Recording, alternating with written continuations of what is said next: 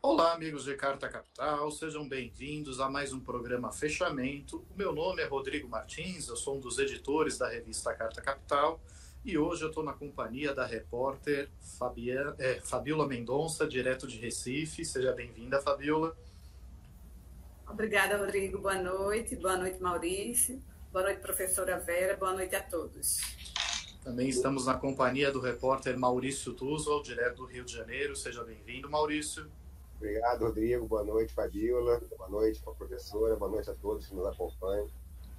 E, como meus colegas já entregaram, temos uma convidada especial, a professora Vera Chaia, professora do Departamento de Ciência Política da PUC de São Paulo. Seja muito bem-vinda, professora. Muito obrigada, Rodrigo. Obrigada por estar presente aqui, pela Fabiola e o Maurício, que eu não conhecia.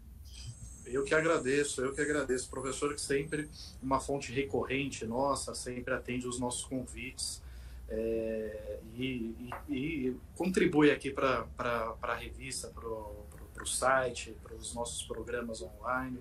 É sempre um prazer tê-la conosco. Bom, hoje nós temos uma data especial e é um pouco por isso que convidamos a professora a participar. Dia 25 de abril marca dois acontecimentos muito importantes. Um deles é a Revolução dos Cravos, os 50 anos da Revolução dos Cravos em Portugal, que interrompeu um longo período autoritário vivenciado pelos portugueses. E no Brasil, há 40 anos, nós tivemos a derrota na votação da emenda Dante de Oliveira, que previa as eleições diretas no Brasil após um intenso movimento da sociedade civil, de políticos, de artistas, enfim, dos mais variados setores da sociedade, implorando para que o Brasil, neste seu retorno à democracia, tivesse eleições diretas e não votação indireta, como havia sido acertado à época. E é sobre isso que nós vamos falar com a professora Vera Chaia. Antes disso, eu vou pedir só para o Cacá exibir aqui a capa da nossa edição de Carta Capital desta semana, né, que fala sobre a situação do trabalhador, às vésperas aí do 1º de maio. Os trabalhadores tiveram algumas notícias importantes, como o recuo do desemprego, alguns indicadores e tal. No entanto, a renda do trabalhador continua estagnada há praticamente uma década, né? E há uma série de ameaças aos direitos trabalhistas aí em pautas do Congresso e do Judiciário. Esse é um tema da reportagem de capa assinada pelo repórter André Barrocal. E temos também uma reportagem especial, né, da Fabiola Mendonça, que é justamente sobre os 40 anos das diretas já, né, com relatos de protagonistas do movimento, né? Então a Fabiola conversou, por exemplo, com a Fafá de Belém, com o Casagrande, né, o jogador de futebol Casagrande, com o jornalista Ricardo Couto, com José Dirceu, né, e várias outras figuras que estavam lá. Algumas dessas entrevistas estão disponíveis aqui no nosso canal no YouTube, né, Fabiola? Sim, temos a de Fafá de Belém, a de Ricardo Couto e a de Casagrande, que já estão disponíveis no canal da Carta, né, no canal do YouTube da Carta. Além dessas pessoas que você citou, temos inclusive a professora Vera também na matéria. Ela também contribuiu bastante, né, com a matéria. Tá certo, tá certo. E, aliás, só para esclarecer, era para estar o Sérgio Lírio aqui no meu lugar. A gente se reveza no comando do programa, uma semana outro. Mas, como ele mora em Lisboa e lá os portugueses têm um apego à história muito grande, hoje é um dia de intensa celebração, de muitos eventos, né, uma atividade cultural intensa. Então, ele falou para mim, olha, Rodrigo, se você puder segurar essa, eu agradeço. E, de fato, ele está lá participando desses eventos que estão marcando os 50 anos da Revolução dos Cravos. Já aqui no Brasil, Fabiola, eu não vi muita coisa, você viu? Sobre a Revolução dos Cravos? Não, sobre as diretas, a parte que nos toca. Ah, pois é. Pois é, eu tenho visto, inclusive, a própria imprensa, né, falando muito da Revolução dos Cravos, mas das diretas, nenhum comentário. Praticamente, nem no próprio Congresso a gente vê nenhum movimento, nenhuma lembrança. Pois é, pois é. Bom, talvez a escolha da data, né, ser uma data negativa no sentido de que marca um revés do movimento, né? O dia 25 de abril é o dia que a emenda foi derrotada na Câmara. Eventualmente poderia marcar as primeiras grandes mobilizações do movimento e por aí vai. Mas como a Fabíola é a autora da matéria, eu vou deixar que ela faça a primeira pergunta à nossa convidada. Então, Fabíola, pode começar. Tá certo. Bom, professora, a gente sabe, né, que as diretas foi resultado de uma efervescência social que havia ali no final dos anos 1970. Né? A gente teve a criação do PT, já teve o aumento da bancada também no Congresso Nacional, inclusive a eleição de alguns governadores da oposição, o aumento da bancada de oposição também, que naquela época era o PMDB, né? Também alguns governadores eleitos do PMDB, então já existia toda aquela efervescência. E os próprios militares, né, a gente sabe que queriam deixar o poder, mas não queriam largar o osso, né? Por isso trabalharam tanto para a derrota. Eles queriam sair do governo, mas queriam fazer uma transição onde eles tivessem o protagonismo. Tanto que trabalharam para derrotar a emenda Dante de Oliveira, né, que era sobre as eleições diretas. Fazendo uma análise dos governos que sucederam o regime militar, começando com Sarney, né, que assumiu no lugar de Tancredo, que chegou a falecer antes mesmo da posse, até o governo Lula, né, o governo atual. Qual o papel dos militares nesses 40 anos de vida democrática? Eles sempre estiveram presentes, ou de maneira ostensiva, como no último governo do presidente Bolsonaro, ou mantendo o controle de determinadas situações. Né? Eu acho que, no caso dos militares, a própria Constituição de 1988 também foi fundamental em termos de ter um controle sobre a atuação dos militares, mas eles continuaram atuando, né? Tanto que a gente vê, principalmente no governo Sarney, a presença dos militares era muito grande. Além deles terem participação nas estatais, então, né, das empresas estatais, eles tinham uma participação em algumas atividades, né, da sociedade civil, no caso. Né? Então, eu acho que a presença deles sempre foi marcante, não ostensiva, mas eles sempre estiveram presentes. Até hoje, se a gente for analisar o governo Lula, eles estão aí. Tá? Então, existe toda uma tentativa de controlar a presença deles na política, uma regulamentação da ação deles enquanto representantes no Congresso Nacional. Então, existe sempre uma atuação deles. Agora, hoje é mais controlada do que foi realmente no período do Bolsonaro e, claro, todos os 21 anos que eles se mantiveram no poder. Aí sim nós tivemos uma tomada efetiva do poder nesse período. Mas eu acho que a presença deles é sempre uma preocupação, na minha avaliação. Rodrigo, faz a próxima, posso fazer? Pode fazer, Maurício. Professora, eu queria só falar, pegando, né, o Brasil também, né, todo o continente sul-americano, como a senhora vê esse amadurecimento democrático, né, ao longo desses anos? Né? Nós temos países que mais cedo ou mais tarde entraram em períodos de ditadura civil-militar, mais cedo ou mais tarde saíram delas, mas de um modo geral, comparando com os nossos vizinhos, Uruguai, Chile, Argentina, como a senhora vê hoje o amadurecimento democrático do continente? A gente pode dizer que durante essas décadas já se passaram, o caminho é virtuoso no sentido de fortalecer cada vez mais essa democracia? O que a gente está acompanhando, eu acho que você tem razão, é um retrocesso, na verdade, né? Uma retomada da democracia em termos. Eu acho que o que nós estamos tendo é uma briga constante para a manutenção de um regime democrático.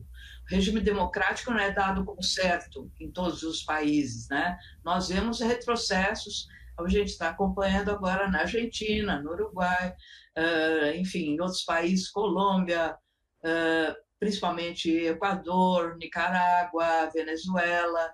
Então, acho que existe um retrocesso. E, no caso do Brasil, é uma luta constante, né? Desde desde que assumiu o governo Bolsonaro, a luta é permanente, né? Mesmo hoje, os conflitos que se dão entre os poderes, né, nós estamos acompanhando uma tentativa de equilíbrio entre os poderes. Na verdade, o equilíbrio está sendo realmente questionado pela predominância e atuação do Legislativo, né, da Câmara Federal. Então, acho que é difícil e, como a gente sabe, democracia não é um processo dado, não é um processo eterno, é um processo sempre em mudança e não é consolidado também, né? Então, acho que é um processo democrático em processo, ou seja, nunca terminado, nunca é definitivo, e as disputas se dão por aí. A gente está vendo a extrema-direita entrar em vários momentos nesses países, né? E a dificuldade nesses países de haver uma reversão desse processo. No caso brasileiro, é uma luta constante que a gente está acompanhando também, né?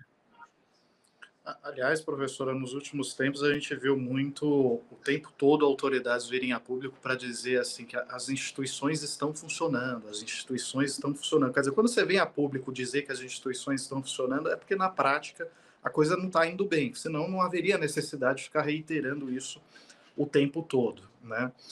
Agora, eu gostaria que a senhora fizesse uma comparação do que era o sentimento em 1984, quando o Brasil estava se livrando de uma ditadura de 21 anos, né, sonhando com o seu primeiro governo civil e se mobilizando para enfim, ter eleições diretas e sair do jugo militar, com o cenário que nós temos agora, né, assim, de eleições estão ocorrendo, mas o tempo todo a democracia sendo erodida por ações de governantes, por ações de autoridades, ora do judiciário, ora no executivo, né? E que mostra que, no fundo, a extrema fragilidade da democracia brasileira. Parece que em 40 anos nós não conseguimos consolidá-la em nenhuma frente, ou essa é uma percepção um tanto pessimista da minha parte?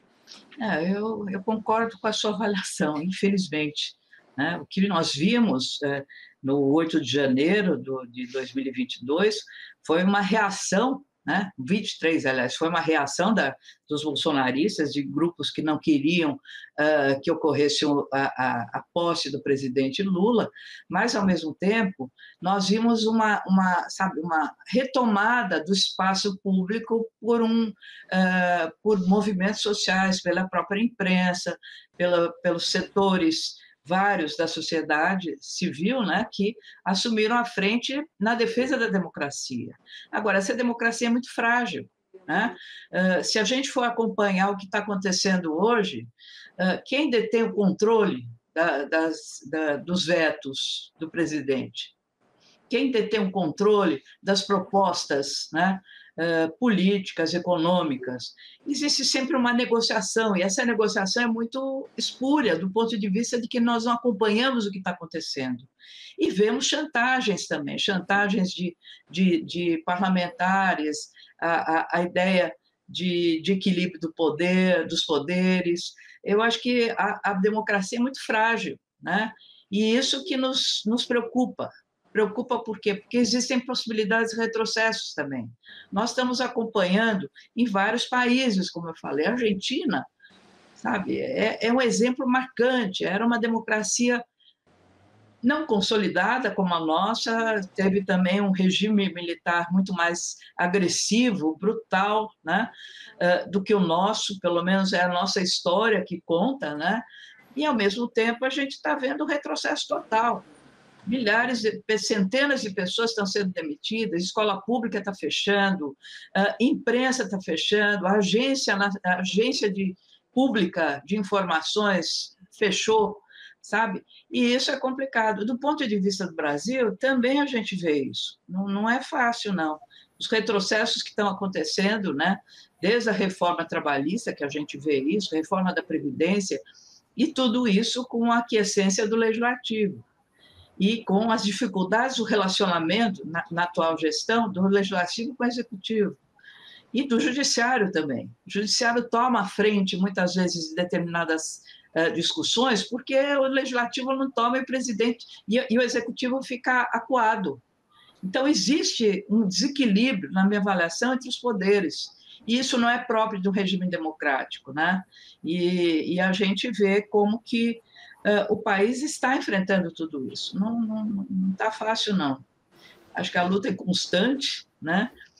E no caso do dia 25 de abril de 84, havia uma esperança, né? Havia realmente uma esperança. Eu lembro que eu fui no comício, o primeiro comício que aconteceu na Praça da Sé, e o palanque todo montado com todas as lideranças políticas, sabe? Artistas, Fafá de Belém, que a Fabiola entrevistou, presente lá, cantando, Osmar Santos, Casagrande, Fernando Henrique Serra, Lula, Ulisses Guimarães, Franco Montoro, né? Que era governador do estado de São Paulo naquele momento aqui. Então, a gente viu uma efervescência muito grande e uma tentativa de tomar o poder de volta nas mãos dos civis de uma eleição eleição direta.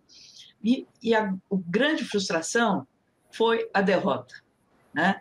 A derrota, a manipulação, as pressões que ocorreram no colégio eleitoral, no Congresso, e depois a solução não desejada, mas possível, né? Via colégio eleitoral. Eu acho que foi uma solução feita naquele momento, já que eleições diretas não ocorreria. Os militares, como você falou, eles queriam sair do poder. Figueiredo não aguentava mais, né? O seu vício... Queriam sair do poder, mas depois se intrometem o tempo todo na vida política do país, né? Sair do poder em termos, sair do poder sem revanchismo, sem anistia, com controle desse processo, quais, principalmente na parte dos militares, quais deveriam ser, não serem anistiados. Nós tivemos na Comissão da Verdade, nós tivemos um grupo de militares que se opôs ao regime militar, né? Que se opôs a 1964, e foram punidos. E são esses militares que nunca voltaram, né? Então, havia uma tensão muito grande e uma vontade de sair. Realmente, Figueiredo não queria mais continuar. Agora, desculpa, eu até estou tomando a vez aqui da Fabíola, ela vai puxar minha orelha depois com razão. Mas tá muito longe, né? mas é porque tem relação com esse tema, né? O que explica essa reabilitação dos militares no Brasil? E eu falo isso, assim, não só pelo fato, tudo bem, eles não foram punidos, né, como ocorreu na Argentina, no Chile, que os torturadores, enfim, os agentes do Estado envolvidos em graves violações aos direitos humanos, eles foram presos, foram condenados, inclusive os ditadores, né, os generais presidentes e por aí vai. Isso não ocorreu no Brasil.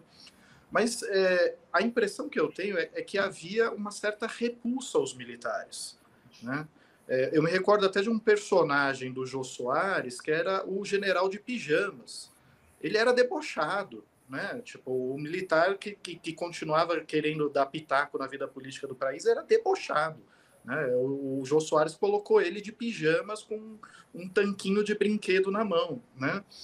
E, no entanto, nos últimos tempos a gente vê que, assim, os militares, eles não só foram voltando ao poder, foram colocando, né, como assim, no governo passado tinha mais de 7 mil militares aboletados em cargos civis no governo, vários ministros de Estado, e agora nós estamos numa situação surreal, eu diria, em que um presidente de esquerda, progressista, tem medo de fazer celebração dos 60 anos do golpe de 64 para não melindrar os militares.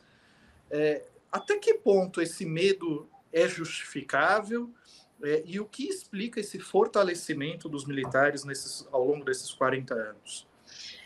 Rodrigo, se você me permite, eu queria complementar, porque, inclusive, eu ia fazer uma pergunta bem parecida com essa. Você falou aí que os militares... Claro. Durante... Eu falei que ela ia puxar minha orelha. Ó. É só para complementar. Você falou que os militares vêm interferindo na vida política, e a gente pode citar aquela declaração do Vilas Boas, né? No julgamento de Lula no STF, né? Aquela ameaça que ele fez, sem falar nesses outros exemplos que vocês já citaram aí. Aí, professora, eu queria saber por que é que até agora nenhum governo colocou os militares no lugar que eles deveriam estar. É difícil responder isso, porque realmente concordo com vocês. Agora, a todo momento, os militares legalistas, né, eles estão se manifestando. O próprio Tomás Paiva, ele está a todo momento falando, e existe um endeusamento dos militares que são legalistas, que é terrível, né? Todos deveriam ser. Então, existe esse medo, né? É igual o político honesto, né? Como? É igual o político honesto, né? Tem que provar que é honesto, tem que provar que é legalista, né? E a busca pelo controle. Eu acho que houve um descontrole total durante o governo Bolsonaro, né? A partir do momento que realmente os militares tiveram grande poder. Várias secretarias foram ocupadas, cargos que poderiam ser ocupados pelos civis, né? E existe um temor por parte que eu acho que na minha avaliação, não deveria ser isso, deveria sim comemorar o fim do regime militar, porque nós sofremos muito, né? Eu era jovem quando acompanhamos o ato institucional número 5, quando acompanhamos as eleições indiretas, enfim, quando acompanhamos censura, né? Isso deveria ser relembrado. Agora, por que o medo?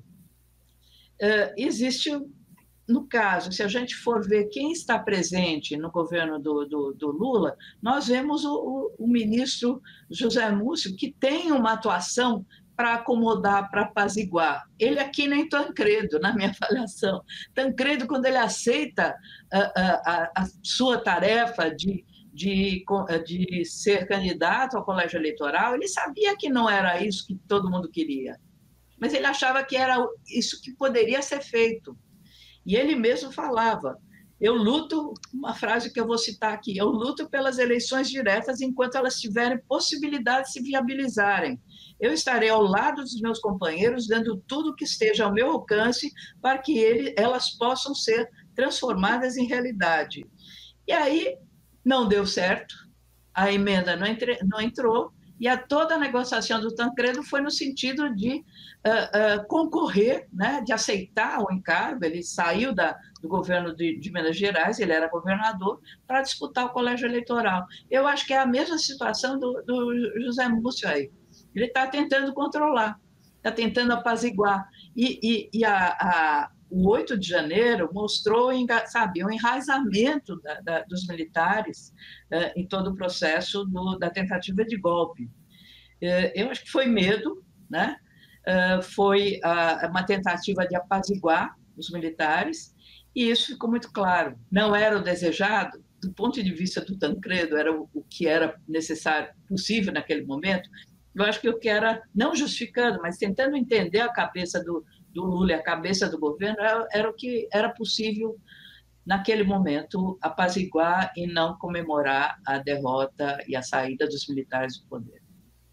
Professora, ainda analisando, né, a questão da derrota da emenda do Dante e o posterior colégio eleitoral, e também, né, nesse exercício bem legal que nós estamos fazendo para entender como nós chegamos aqui hoje, eu queria só falar sobre o seguinte: o Brasil, a gente aprende isso nas aulas de história, em muitos momentos da nossa história houve uma antecipação por parte das elites, né, em relação a movimentos que poderiam surgir, seja de trabalhadores, seja de setores da sociedade que não, né, estão no topo da pirâmide. Isso aconteceu desde, por exemplo, a independência, por exemplo, na programação da República, enfim. Nós temos sempre setores da elite, ou a elite como um todo, ou setores da elite se antecipando, né, para tomar a rédea do processo. A senhora enquadraria a derrota da emenda do Dante e o colégio eleitoral posterior desse processo? A senhora acredita que se tivesse ocorrido eleições diretas naquele momento, aprovada a emenda de outra forma, toda essa trajetória, inclusive em relação aos militares, isso tudo que nós discutimos até agora, seria diferente se houvesse antecipação? Eu acredito que sim, porque a pressão era muito grande, né?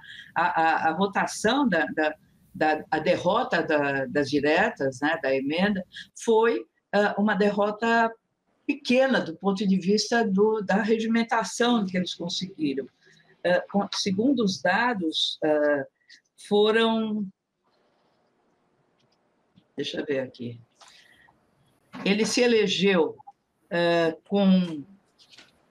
Pera, não. Os votos, professora, foram 298 votos a favor da emenda e 65 contra, e 113 abstenções.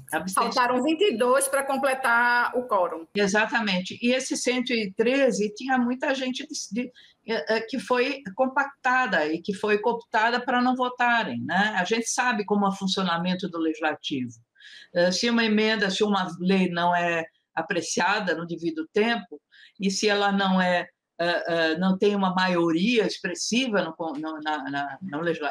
na sessão, enfim, a emenda não passa, o projeto não passa. E foi isso que aconteceu. Para não se comprometer de votar contra as eleições diretas, essa emenda, muitos parlamentares fugiram da sessão. Eu acho que isso mostra uma não responsabilidade deles também, né? Eu acho que a falta de vergonha, de enfrentamento numa situação. Você tem que mostrar a sua opinião, você tem que mostrar suas posições. Naquele momento, não se mostrou. E a gente sabe que o Newton Cruz, que era um dos mais ferrenhos defensores do regime militar, e vários outros militares, se cercou o palácio, se cercou as manifestações, né? Aqui em São Paulo, eu lembro da Praça da Sé cercada. A gente, para chegar na Praça da Sé, estava cheio de militar, de soldados, né? Em cavalos, né? Cercando e inviabilizando qualquer chegada maior de manifestantes. Então, a repressão foi muito grande também, né? E esses que se abstiveram, eles não quiseram se comprometer, como isso sempre acontece, né? Agora, professora, a gente falou muito sobre a democracia brasileira e como a democracia brasileira ela jamais se consolidou e nos últimos tempos vem erodindo, mas assim, parece ser também um fenômeno global, né? Vemos, por exemplo, a democracia nos Estados Unidos. Eu jamais imaginei que um dia veria as pessoas invadindo o Capitólio daquele jeito, né? E que não houvesse grandes consequências para o principal insuflador daquele movimento, que foi o Donald Trump, ora candidato a voltar à presidência dos Estados Unidos com um grande percentual de votos, né? Vários estados norte-americanos com legislações que ora instituem a censura de temas proibidos nas escolas, por exemplo. Não se pode debater gênero, não se pode debater questões de sexualidade nas escolas, porque isso está sendo proibido em vários estados, né? Ora retrocedendo em legislação de aborto e por aí vai. O banimento do TikTok, pelo simples fato do TikTok ser administrado por uma empresa chinesa, né? E quando a gente vai para a Europa, também vemos vários exemplos semelhantes, assim, casos mesmos de censura, né? Sei lá, um evento ser proibido de ser realizado na Alemanha em defesa da causa palestina, né? Ou, ao contrário, em Bruxelas, impedir o movimento, a organização de um congresso conservador, acusado de ser de extrema-direita, mas tinha gente lá que não era exatamente de extrema-direita. Quer dizer, parece haver um avanço da censura, um avanço do extremismo e um avanço de pautas que são absolutamente contraditórias com a noção que nós temos de democracia. O que é possível ser feito num cenário como esse para a gente preservar minimamente a convivência democrática nos nossos países, né? um curso que eu dei sobre democracia, né? E a gente estuda também a crise da democracia, os paradoxos da democracia, os limites dela, né? E um desses autores, ele comenta que a democracia não é atualmente o reverso da democracia, os limites da democracia não são a partir de uma tomada do poder pela violência, pela força, mas sim uma eclosão de dentro da democracia. São os limites, é a censura, é a intolerância, é o controle de determinadas pautas, né? A gente está vendo agora a tentativa de estimular cada vez mais as escolas militares, a crítica que se faz aos currículos, né? Então, são aspectos internos do próprio sistema que estão sendo bloqueados, né? Que estão sendo atirados e contestados. Nós vimos a contestação do Supremo Tribunal Federal, né? A contestação da Justiça, contestação do Tribunal Superior Eleitoral. Ou seja, são regras, instituições que estão sendo minadas e bombardeadas. Isso significa um questionamento do regime democrático. Não acabou, nós não estamos vivendo o desaparecimento do regime democrático, mas esses limites que, na minha avaliação, como você está falando, não é um regime democrático. Regime democrático envolve participação, envolve uma legitimação do próprio sistema, não só a legalização, mas uma legitimação. E essa legitimação está sendo questionada. É legítimo o ministro do Supremo agir dessa maneira? É legítimo se usar urna eletrônica? Os exemplos mais claros que a gente vivencia, né? É legítimo haver censura nas manifestações de expressão política, tá? Isso sabe, é difícil de você conseguir entender esse momento. Esse momento realmente um momento muito complicado. Se você fala, por exemplo, o cerceamento, como professora, a gente sabe que não dá para falar tudo que a gente pensava. Existe um cerceamento nesse processo. Se você fala alguma coisa, você pode ser, não com medo, mas você pode ser mal interpretada, né? Se você fala sobre uma guerra, você pode ser mal interpretada. Se você questiona alguma coisa, você pode ser mal interpretada. Eu acho que existe um policiamento muito grande, policiamento no sentido mais genérico, né? Um controle muito grande daquilo que está acontecendo na nossa sociedade, nas sociedades democráticas. E no caso dos Estados Unidos, eu acho que eu tive assistindo um documentário na Netflix para uma aula que eu estou dando, né, sobre o Trump. E depois assisti também sobre Obama. É muito interessante. Como que ele foi construindo a carreira dele, o Trump, e próprio Obama, né? E as diferenças entre essas lideranças, o que aconteceu. E hoje também a gente pode acompanhar a construção de uma candidatura tal como o Bolsonaro e tal como o Lula. São completamente diferentes, são opostas, é uma antítese você fazer uma comparação desse nível, né? E eu acho que isso é que mostra, sabe, a capacidade da sociedade se reerguer. Nós estamos num momento difícil, estamos num momento em que existe realmente uma polarização, existe realmente um confronto entre grupos sociais, grupos políticos, e que, sabe, é difícil de você pensar numa solução imediata. Eu acho que é um processo que envolve eleições, processo que envolve escolhas de governantes, né? E de uma consolidação dos partidos também. Essa história da janela aberta, você vê a compra de votos, a compra de mudanças de parlamentares que vão para outro partido, porque outro partido tem mais chance dele conseguir uma verba, conseguir possibilidade de se eleger. Isso não, sabe, isso não é democracia, isso é outra coisa. É negócio, né? É negócio. Tem deputados que acho que devem ter o abecedário completo no seu histórico partidário, né? Exatamente. São 8 ou 9 partidos, né, que as pessoas... E a própria... Aí é outro assunto, mas que também nos chama atenção, né?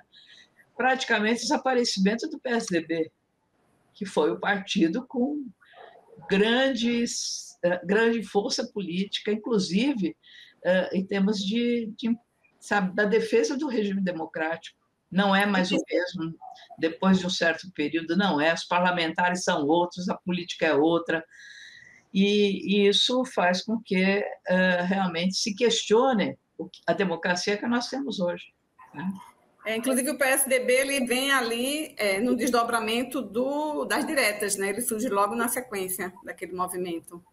Agora, professora, das diretas para cá, né, a gente teve alguns grandes movimentos de massa, né? Citar pelo menos alguns, né? Os caras pintadas ali no impeachment de Collor, tem a jornada de junho de 2013, as manifestações do impeachment de Dilma, ali entre 2015, 2016, né? E mais recentemente os vários atos antidemocráticos do bolsonarismo. Eu queria que a senhora fizesse um paralelo entre essas manifestações, né, que começou com a hegemonia do campo progressista, mas que a partir de 2013 a gente vê a ascensão das mobilizações de direita. O que explica essa mudança aí, né, de ocupação das ruas, do campo progressista para a direita? Eu acho que 2013, estou falando em 1913, 2013 é o momento em que realmente a direita começa a se consolidar, né? É um momento em que os bueiros são abertos, as oposições à presidente Dilma aparecem, mas não só, né? Você vê vários movimentos acontecendo. Você vê o movimento do Ricardo Salles, Carla Zambelli, Bia Kitts, ou seja, é um grupo político que surge nesse momento, no momento de 2013, né? No momento das grandes manifestações que ocorrem, num primeiro momento, contra as políticas públicas, contra enfim, a favor do passe livre, e depois você vai vendo a radicalização, como que isso acontece. Então, quando se fala 2013 foi o máximo, foi a participação efetiva da população, foi termos.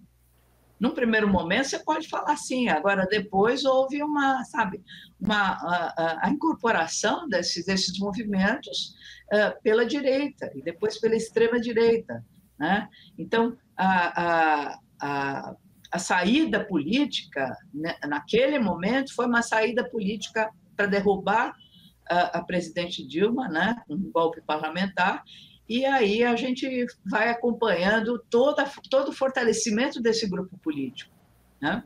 Eu lembro que quando eu fiz aquela pesquisa, que vocês sabem, acompanharam, sobre as lideranças políticas, a gente foi várias vezes para Brasília, né, entrevistar algumas lideranças. Dentre elas, já tentamos várias vezes, isso em 2014, 2015, até 2016, entrevistar o Bolsonaro. Ele já estava em campanha, ele já estava fora do Congresso, né? Então, em nenhum momento a gente encontrava ele. Não, ele está viajando, ele está, sabe, nas suas bases, com as suas bases. Não era isso, era uma campanha efetivamente ostensiva que ele estava fazendo. Então, sabe, é a consolidação desse grupo. A consolidação desse grupo é uma proposta completamente diferente. A gente sabe que é um antipetismo que existe acentuado nesse período e que mostra sabe, o engajamento político desse novo grupo. Esse novo grupo tem um engajamento político, vai para a luta e sempre falamos e sempre se fala do uso das redes sociais, também é importante isso, né? E que fez com que o modo de operar desse grupo fosse um modo de operar completamente diferente dos outros grupos que ocupavam a arena política, né? A esquerda, eu lembro de alguns debates, né, que a esquerda nunca conseguiu se estruturar melhor e se comunicar melhor, né, pelas redes sociais, enfim, por todo um processo que a gente acompanhou. Por outro lado, a gente vê a presença da igreja nesse processo, da religião, né? E que vai junto com esses movimentos de direita no primeiro momento e depois de extrema-direita e toda a ligação internacional que existe. Então, é difícil. A gente está acompanhando, não só aqui, mas a gente viu em Portugal, o André Ventura, vimos o Chega na Espanha, né? Argentina com Milei. Aqui no Brasil, a tentativa sempre de estar questionando os poderes instituídos, tanto o Supremo quanto o próprio presidente, ele não tem sossego. Ele vai viajar? Não, está viajando muito. Ele fica aqui? Não, está fazendo muita propaganda. Sabe, não existe um bom senso, inclusive, da própria imprensa. Eu, analisando um pouco, né, nessa área de comunicação política, o que a gente acompanha é com exceção de alguns casos, no caso de periódicos e revistas mais substantivas, né, como Carta Capital, a gente vê uma política pequena. Sabe, o que aconteceu? Qual que é a disputa entre o Lira e o presidente Lula? Qual é a disputa entre Fernando Haddad e o presidente do Banco Central? Sabe, é muito pequeno. Não é isso. Eu acho que, no momento em que se lutava pelas diretas, havia um projeto político. Havia um projeto político que unificava a oposição. Agora, a oposição... Que oposição nós temos? Muito difícil. Assistindo, e eu sou meio viciada, né, assistindo comissão parlamentar, sessões do Congresso Nacional, a gente vê que a disputa é muito grande. Existe uma desigualdade em termos de propostas, né, e de cerceamento de determinadas lideranças que não conseguem falar, não conseguem se expressar. Existe uma briga política muito grande. Eu acho que é esse momento, é um momento e que surge exatamente em 2013, eu considero isso. O movimento conservador e a ligação também com o movimento conservador no exterior. Tá? Aqui nós tivemos também congressos ou grupos políticos se reuniram em torno dessa proposta. E nos Estados Unidos estamos acompanhando de novo um presidente com um monte de processo, né? E que pode se candidatar, pode tomar posse, e aí? O que acontece? Né? Aí se critica o Brasil. Não, o Brasil é muito cerceador, mas existem leis ou não existe? Existe um controle democrático ou não existe? Né? Eu acho que é essa situação de 2013 e como que essa situação foi se radicalizando. Hoje, acompanhando o Twitter antigo, né? Em novembro de 2022, depois em janeiro de 2023, nós vemos esses bolsonaristas se movimentando e pedindo já a intervenção das Forças Armadas. Ou seja, a atuação deles nas redes sociais era muito intensa, né? E até hoje. Então, é essa situação que a gente vive. Como se fala, um mundo paralelo, uma realidade paralela, e que estamos aí enfrentando muita dificuldade. Professora, eu quero pegar esse gancho das redes sociais, que a senhora falou, né? A gente tem esse quadro aí de democracia fragilizada, né, no mundo inteiro, seja na Europa com Polônia, Hungria, aqui a questão do Milei, né, esse pêndulo sempre na América do Sul, enfim, o próprio regime na Rússia, né, não pode ser acusado de muita coisa, a Rússia mesmo de ser democrática, né, apesar das eleições que tem também, enfim, é um problema muito grande. Mas além disso tudo, professor, a gente vem também essa questão das redes sociais, a tecnologia que avança num passo muito acelerado, né, inteligência artificial, agora tudo mais. Tivemos esse episódio do Musk, né, com o Brasil, né, enfim, se intrometendo em questões nacionais. Ele faz isso em outros países, outras pessoas também ligadas às redes sociais também têm essa sorte de ingerência. Aí eu queria saber qual é uma pessoa que tem uma análise profunda sobre a questão democrática e também muita sensibilidade sobre esse tema. Eu sei que é uma pergunta difícil, não quero fazer futurologia, mas qual a percepção da senhora em relação ao futuro? Eu, particularmente, vejo com certo pessimismo. Eu acho que a gente caminha para um futuro distópico no que diz respeito à manipulação, deepfake, inteligência artificial. Acho que isso joga a democracia já frágil, cada vez mais rumo ao abismo. Eu queria que você faça um pouco sobre isso, só concorda comigo, não com a sua visão sobre essa questão. Eu concordo inteiramente com você. Eu acho que realmente está frágil, né? Eu acho que, no caso brasileiro, essa ideia do equilíbrio dos poderes não existe mais. Eu acho que existe um desequilíbrio, sim, uma tentativa de um se sobrepor ao outro, né? E a dificuldade de se manifestar, né?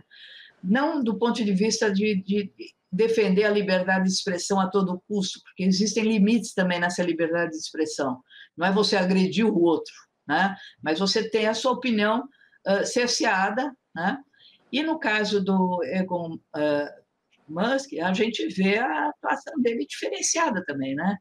Nos países em que ele tem negócios, ele, tudo bem, pede para cercear, pede para fechar, pede para eliminar a manifestação, ele aceita. Na China, na Índia, agora ele reclamou um pouco da Índia, né? E do ponto de vista de controle, eu acho que é um absurdo o controle que ele tem. É um empresário, né, que detém um controle das opiniões, que pode se manifestar livremente, tá? E que brinca com isso. Brinca com isso. Não é uma pessoa séria, né? É uma pessoa que está gostando de deter o poder. Me lembra muito o Donald Trump, né? Ou seja, é uma pessoa que gosta do poder, que brinca, que calunia, que fala mentiras, que xinga, e não é punido. E ele detém esse poder, né?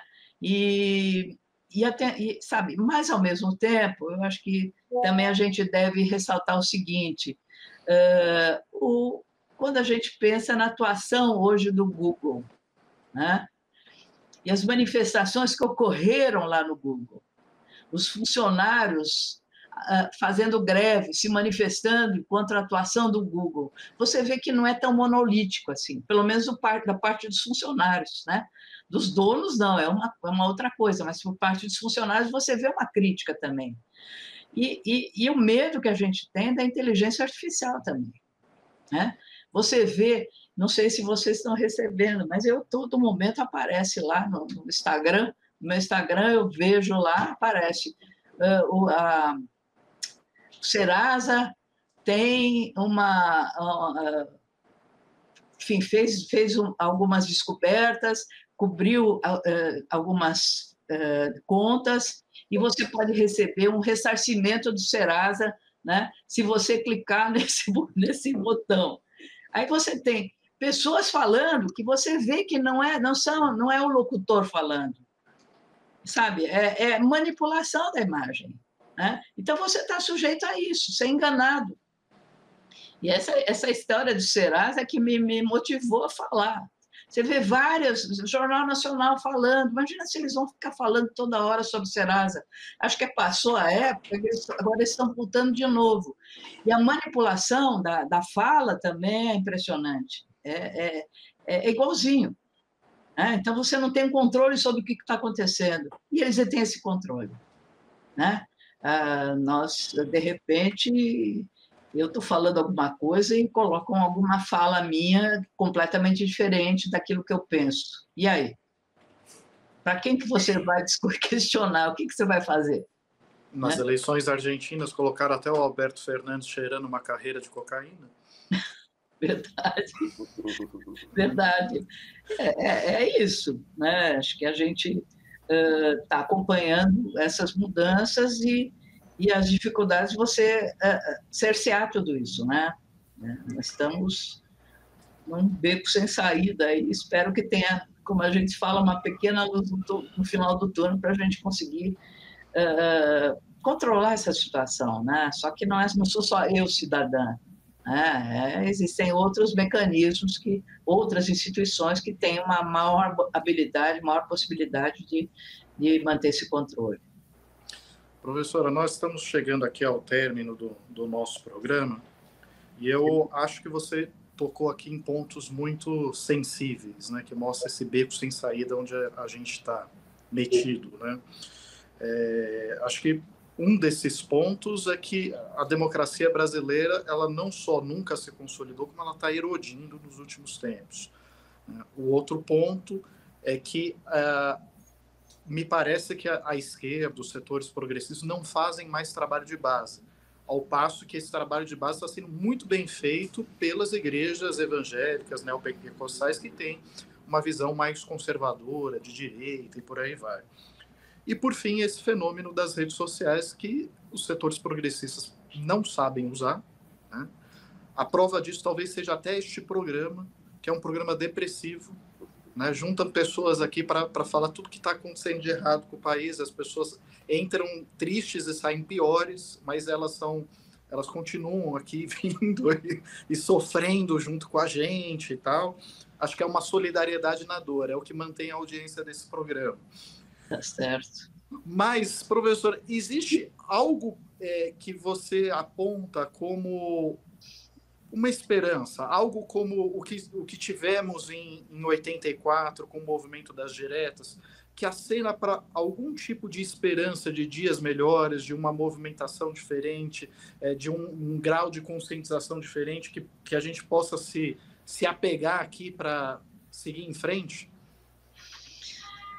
Olha, Rodrigo, eu acho que o grande problema que nós estamos enfrentando hoje é a polarização, que já foi tão falada, né? O que o presidente fala, o que alguns congressistas falam é totalmente rebatido, né? O que você fala também pode ser, não na universidade você tem um certo controle, né? Você sabe com quem você está falando, né? Não é como o Roberto da Mata, mas você sabe com quem você está falando, então é diferente. No caso, eu sou meio pessimista. Eu acho que só vai mudar se essa situação, essa polarização for amenizada, né? E com lideranças que consigam falar essa linguagem, que tenha uma proximidade e que tenha uma sensibilidade para compreender o outro. Muitas vezes você ouve coisas que você não concorda, mas você tem que ouvir. Depois você rebate, tá? Então, acho que é essa intolerância que acontece, essa falta de sensibilidade, muitas vezes, que faz com que a polarização se acentue. Tá certo, professor. Espero que no futuro próximo estejamos numa situação melhor. Sim, com certeza, com certeza. Eu agradeço muito pela sua atenção, pela sua disposição de participar do nosso programa. É sempre um prazer tê-la aqui, né? E, enfim, a gente não pode exigir milagre das pessoas, né? Traz aqui algo positivo quando a gente está vivendo essa situação no Brasil, depois de anos de bolsonarismo, tentativa de golpe em 2023 e tal, e o setor progressista aí completamente desarticulado, desorganizado. Realmente, essa é uma provocação que eu vivo fazendo com os meus colegas de bancada que eu falo assim, dá uma notícia positiva. Ninguém tem, é difícil. Posso dar uma parte?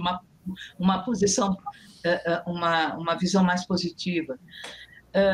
As jovens lideranças que estão surgindo no Congresso Nacional são fantásticas. Você acompanhando a fala olha, Fabiola, de nós mulheres lá no Congresso, é maravilhoso. Aqui na Câmara Municipal de São Paulo, você vê lideranças novas surgindo, né? É que elas têm dificuldade de se projetar, porque as velhas lideranças, os familiares daqueles que estão ocupando esses cargos predominam na política. Mas eu cito o caso que eu acho fantástica, a Erika Hilton, é maravilhosa. Cada vez que ela fala, sabe, você fica... A articulação, a capacidade dela de se expressar e de conseguir falar aquilo que ela quer. Sâmia também, né? Sâmia Bonfim também, sabe? São duas jovens maravilhosas, e fora outras que estão surgindo aí. Eu acho que a política tem jeito, sim. É questão de amadurecimento e de possibilidade dessas novas lideranças se projetarem e se conseguirem um espaço na política, que estão conseguindo. Bom, agora é a minha vez de puxar todo mundo para baixo. Mas para quantas Sâmias nós temos os Nicolas das vidas, né, os Kataguiris da vida, que também são jovens e são... Sim. Não é a juventude, é a posição política, né? Pois é. Jovens lideranças, tá certo. Jovens lideranças e jovens lideranças muito conectadas às redes, né? Exato. Isso que é assustador, assim. Às vezes eu acho que uma figura dessa, que você vê assim no discurso completamente despreparada e tal, quando eu me refiro a esses jovens de, né, Nicolas Ferreira e tal, não sei o quê, discurso muito frágil e tal, mas no entanto ele tem uma base eleitoral gigantesca, se você levar em consideração a audiência que ele tem nas redes sociais. Exatamente. Quer dizer, que é uma coisa que ultrapassa o estado dele, né? Ultrapassa a base física, né? Tem representação no Brasil inteiro, exatamente por vocalizar determinados discursos de uma forma que capta nessa chamada tecnopolítica, né?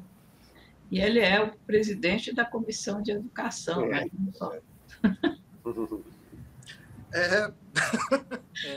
Aí tá vendo? Não tem jeito, ó. Eu falo para vocês, não tem jeito. Vocês vêm para cá para sofrer, mas a gente sofre junto, né? É uma terapia coletiva. Rodrigo, a gente faz uma terapia coletiva. Professora, obrigado pela sua atenção. Imagina, é um prazer estar aqui com vocês, eu sempre acompanho, vocês sabem disso, né? E vamos lá, vamos não perder a esperança, não é verdade? E vamos à luta, Perfeito. Obrigado, Fabíola, obrigado, Maurício, obrigado ao Sebastião, que está substituindo o Kaká aqui. O Kaká é o nosso editor de vídeo, ele nunca aparece, mas ele está sempre aqui entre nós. E desta vez, quem está aqui entre nós é o Sebastião Moura, que está pilotando aqui a nossa transmissão. Pessoal, agradeço muito a participação de todos, um forte abraço e até a próxima. Obrigada a todos. 30 anos em 2024 e promove um ciclo de debates fundamentais para o futuro do Brasil. A primeira rodada acontece no dia 14 de maio, em Brasília. Grandes líderes, tanto do setor público quanto do setor privado, falarão sobre como a retomada da Agenda 2030 da ONU pode impulsionar nossa reindustrialização sustentável e fortalecer as exportações. O evento terá transmissão ao vivo e gratuita no site de Carta Capital e no YouTube. Para mais informações, acesse cartacapital.com.br/Um Projeto de Brasil.